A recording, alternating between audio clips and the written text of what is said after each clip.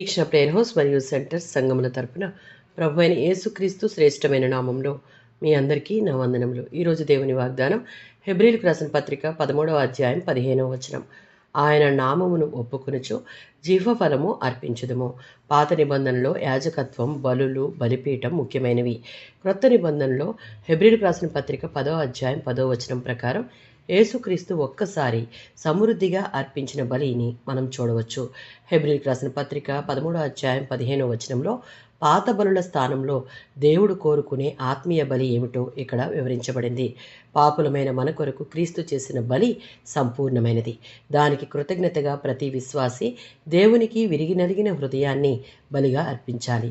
జిహ్వఫలము అనగా కృతజ్ఞత నిండిన హృదయంతో స్తుతి చెల్లించుట ద్వారా, మాటల ద్వారా దేవునిని మహిమపరుస్తూ ఉండే స్థితిని కలిగి, దేవుని కొరకు సాక్ష్యం చెప్పేవారంగా కాక సాక్ష్యార్థంగా జీవించగలగాలి. 50వ సంకీర్తన 14వ చరణం. దేవుడు మన జీవితంలో చేసిన ప్రతి కార్యమునకై దేవునికి కృతజ్ఞత బలిని హృదయపూర్వకంగా అనుదినం అర్పించేవారంగా ఉండాలి. ఎందుకంటే మనం జీవించుచున్న ప్రతి క్షణం ఆయన మనకిచ్చిన బహుమానమే. రోమీయులకు రాసిన పత్రిక 12వ అధ్యాయం 1వ వచనం. విశ్వాసులు మన దేహము దేవుని ఆలయమని గుర్తెరిగి మన శరీరములను సజీవ యాగముగా ఏ సందేహం లేకుండా దేవునికి బలి అర్పించాలి.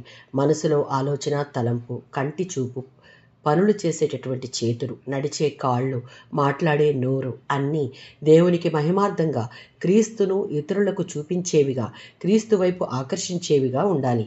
మన నోటితో చేసే కృతజ్ఞత స్తుతి ఆరాధన జీవిత పర్యంతం కొనసాగించే ఆత్మీయ స్థితి కలిగి, క్రీస్తు కేంద్రీకృతంగా మన జీవన శైలి మార్చుకున్నటకు ప్రయత్నిస్తూ ఉంటే అదే మనం దేవునికి అర్పించే నిజమైన బలి. ఆమేన్.